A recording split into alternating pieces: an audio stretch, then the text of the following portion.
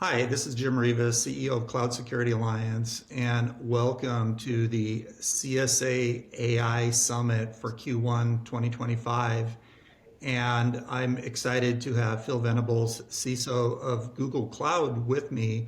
And we are going to have a discussion under the theme of This is the Compliance Automation Revolution, where we're going to tease out a upcoming initiative that CSA has and talk about it in the context of how compliance, we think, will see some quite radical changes in the future if we do things right. So, Phil, thank you for participating in this. Yeah, thanks, Jim. Always a pleasure to do work with CSA. Awesome. Well, Phil, so I wanted to sort of step back and kind of get some of your views on compliance. So I've done some research, and there's things that are probably factoids, like if U.S. regulation was an economy, it'd be the eighth largest economy in the world.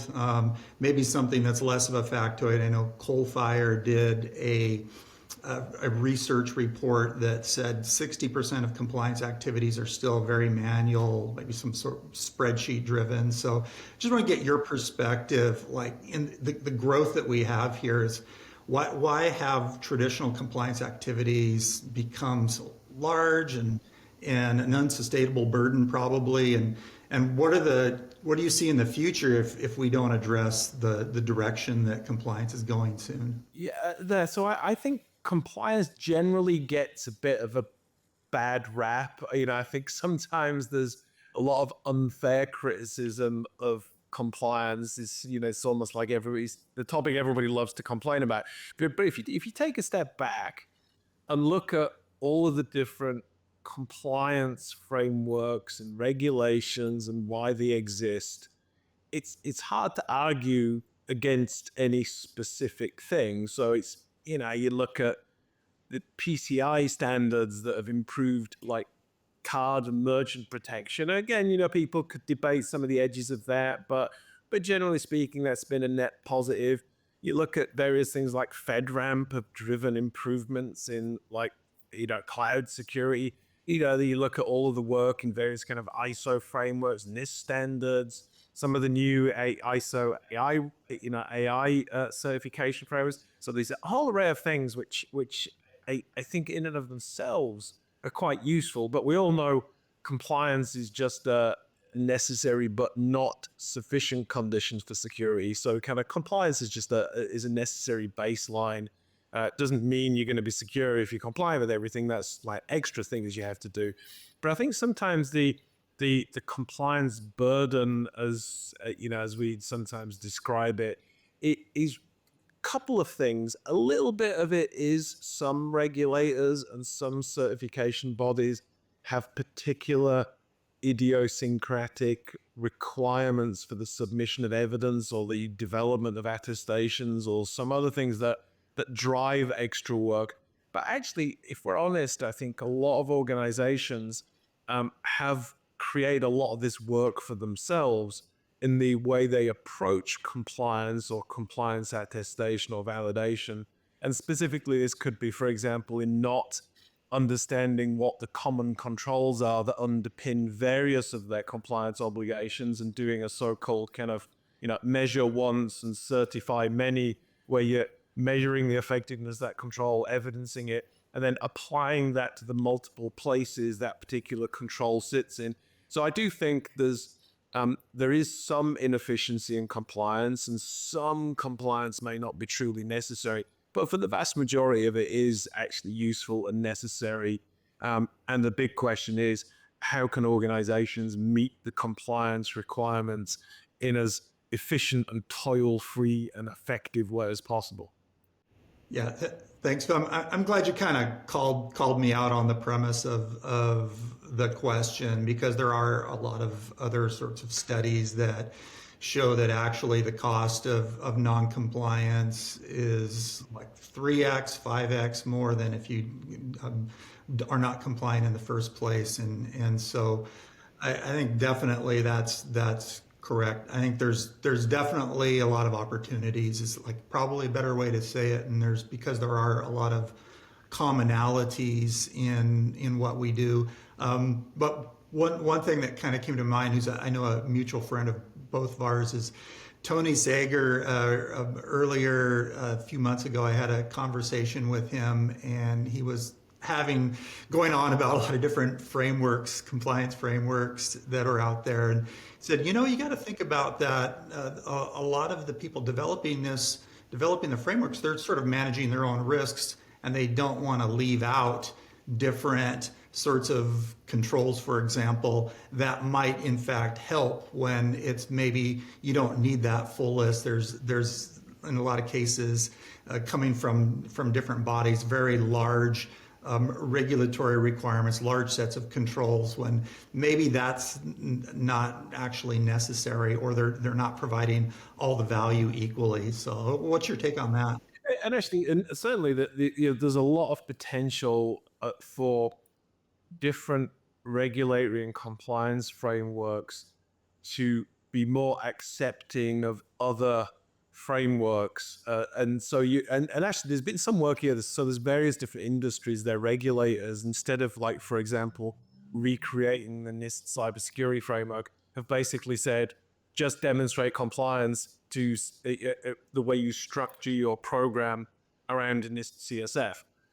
And so, we kind of got what we wished for in some of those respects. But you're right, there are other regulations where they just almost like cut paste and do some perhaps unnecessary modification and fine tuning of things that appear in other places.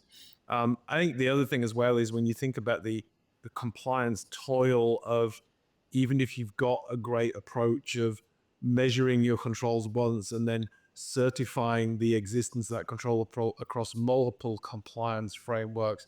I think then what you then want is cooperation from the regulators or the compliance bodies to be able to have reduce the variance in how controls are expected to be evidenced, so that you really can get to that point of measure once and certify many. So I think there's work on both sides. I think those subject to compliance need to think about the efficiencies, and those setting the rules. I think to your point, that they're managing their own kind of sliver of risk, probably do need to express things in certain ways, but should actually try and align things where they can, and then often be capable of accepting other certifications as a proxy if those organizations already have certifications, to enable a bit of reusability across frameworks. Yeah. So Phil, I'm just kind of curious about that, and that is one of the pillars of this compliance automation revolution initiative is regulatory harmonization, and that could mean different things to different people. But I don't imagine we're going to be like trying to, or like it's not even realistic to sort of dictate, oh, instead of your regulation expressing things this way, express it another way. But there is an educational aspect of that. But I mean, what do you think the challenges are in terms of like getting to an end state where regulations are as harmonized, if we can even define that in the best way possible? Well, regulatory harmonization is another one I find where people talk about this at cross purposes sometimes. So most of the time, I find that if you look at just cybersecurity controls, to just pick one domain that is clearly our focus, um, a lot of the controls are actually pretty well harmonized already. You get reasonable consensus around what kind of identity and access control is, about encryption, about multi-factor authentication. There's a lot of things where it's already reasonably well harmonized, to the point we were talking about before. It sometimes might be not as harmonized as it could be in how you evidence the fact that you've got that, or what the scope of those controls should be. But generally, I think we are getting towards some reasonable harmonization, albeit the fact that some organizations in their own compliance pros may have to do a little bit of the mapping of representing what is a standard control into a slightly different language of how they would attest it to a different bit of compliance. But, that's not a massive overhead. I think when people talk about problems and do these calls to action on regulatory harmonization, it's really about some non-cyber topics and how they impact cyber. So, when I'm in kind of various different industry groups and people bring up regulatory harmonization, you ask for examples. Rarely is it about a regulator or compliance group talking about cybersecurity controls in very different ways. It's often the fact that they've got some, you know, IT risk control or privacy control or resiliency control that could potentially be at odds with the cybersecurity controls. A good example that comes up a lot, and we see this a lot, as in cloud services or SaaS services, where you've got data localization requirements that can directly conflict sometimes with what might be some other security or even privacy requirements. And people bucket that as a regulatory harmonization problem. And it's really, and it's a misalignment of different rules and regulations that have unintended consequences. So I think we've got to do a lot of work there. But when we have those issues, we should probably kind of like call them differently. And I think ultimately, regulatory harmonization around cyber and cloud and maybe even AI in the future is all about um, making sure that we're describing controls in the same way, and then making sure that we can evidence them in ways as part of the compliance automation that we can reduce the toil and effort of evidencing the controls. So I think there's like harmonization of controls and harmonization of the means of evidencing those controls. And then there's a whole set of harmonization things about making sure that a different type of risk compliance objective doesn't conflict with cyber objectives. Yeah, so that what you're saying makes me think about, and we're announcing this at our CSA AI summit, that AI is going to play a role. It's certainly, there's a lot of other things we need to do in this initiative besides that, but in enabling that sort of common language. I know that, like, I will use AI to write a blog about this, and then I'll say, well, write a blog is as Jim Reavis, and it's very different, obviously, in how it treats that. So, how do you think, like, the state of AI, and it's moving so quickly? We got these more deliberative reasoning models coming imminently, but do you think it's really up to it and a key enabler for us to have whatever we how we better describe regulatory harmonization and having sort of that common language? What do you think its impact is going to be on us being able to do this?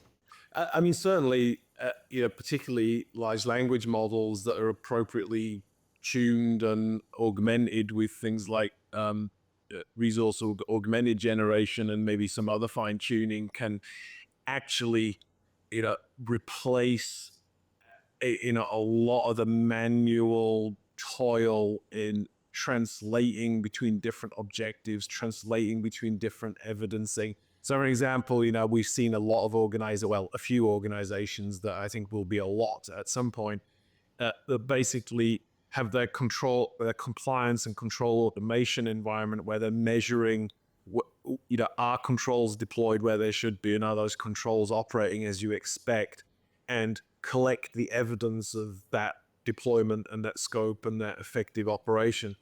And then taking that set of data, feeding it into an LLM that is augmented with whatever of the compliance rules it's meant to be evidencing, and then it will submit according to that and provide a reframing of the evidence that maps directly to the attestation framework or the compliance framework. So I think LLMs in particular are very well suited to doing that.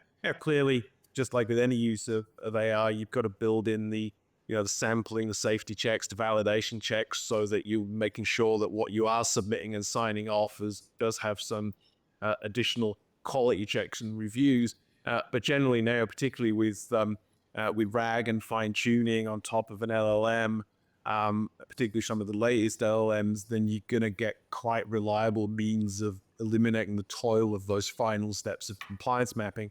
And then on the front end, where we found this as well as we've seen in other companies, using LLMs to analyze and look at regulation to come up with ideas for automation, as well as then actually helping in the automation tooling for the control assessment and measurement itself. So I think you look across the entire control automation, compliance automation, that whole risk and compliance assessment workflow, there's multiple places where both LLMs and more traditional deep learning applications can apply. Yeah, I mean, that sort of excites me. And we talk about this with this pillar of the automation and continuous monitoring and having machine to machine communications of this compliance GRC information. I think OSCAL is probably a standard we'll be able to lean into for this initiative, open source compliance automation language. But so how do you see this for the GRC professionals, the audit professionals? Because they're going to be fundamental to this, but they're not going to be out there gathering information as much as analyzing it would be my take. But how do you see, or are there things that you can foresee in terms of how that community and those professionals are going to take advantage of the new tools?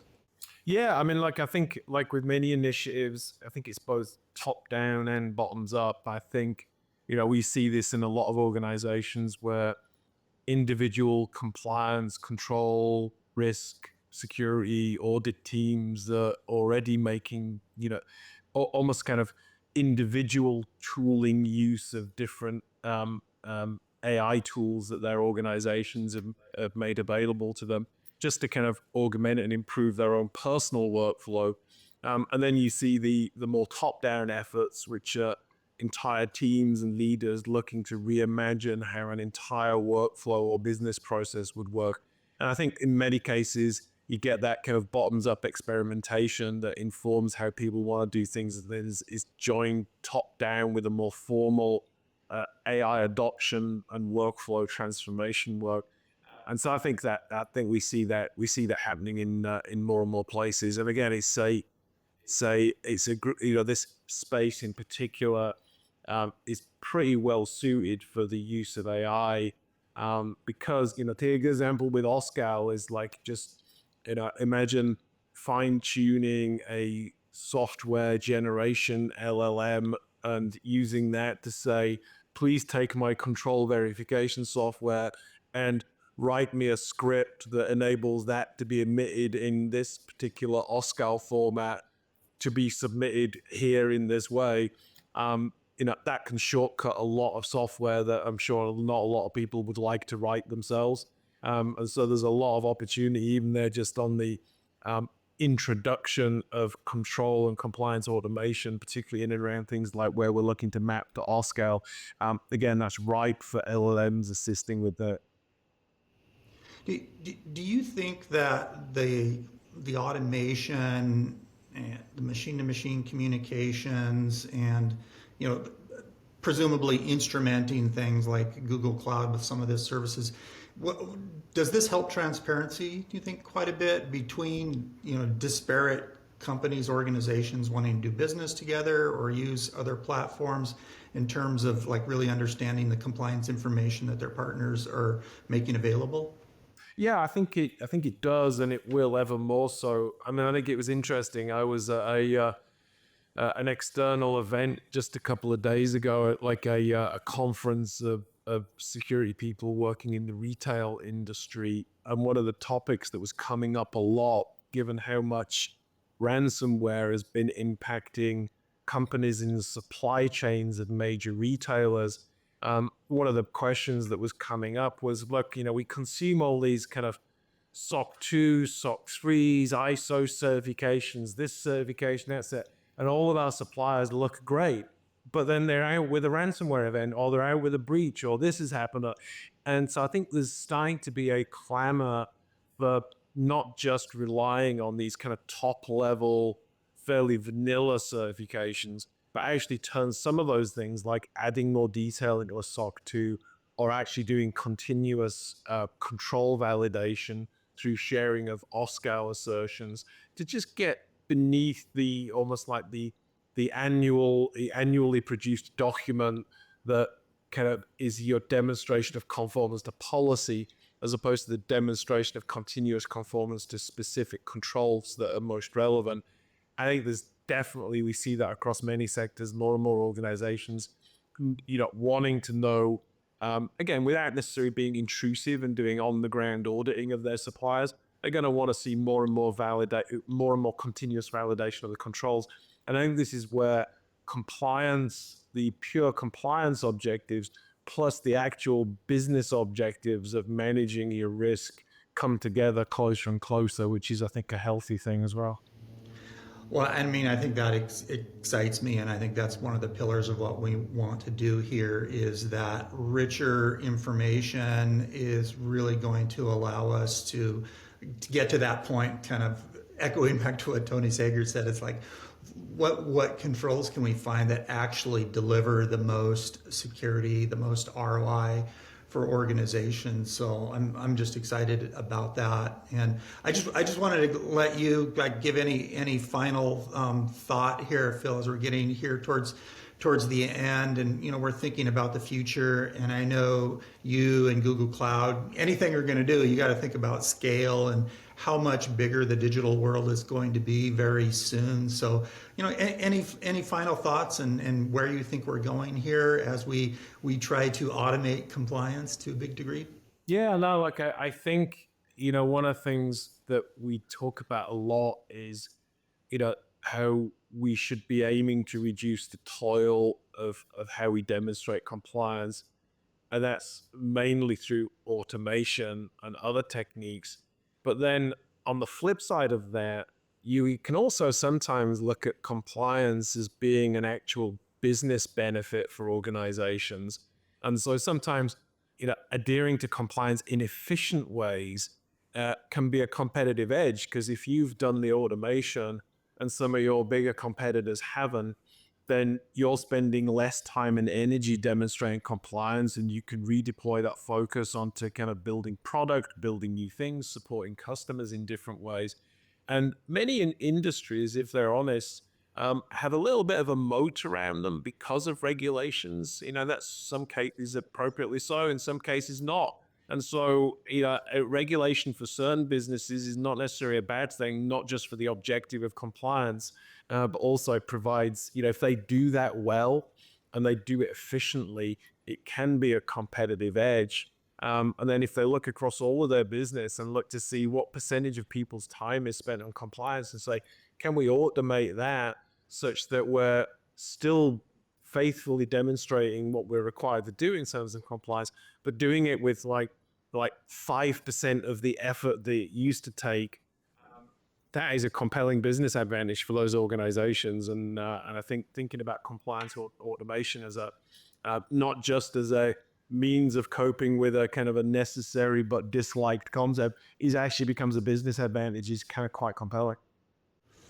Well, Phil, I couldn't have said it anywhere near as well as that, and definitely we are wanting to communicate the broader business implications of what we are trying to do here. So thank you very much, Phil, for your time, and for those watching, you see the call to action there for participating if you would like to be a founder of this as we announce it later this year. So thank you, Phil.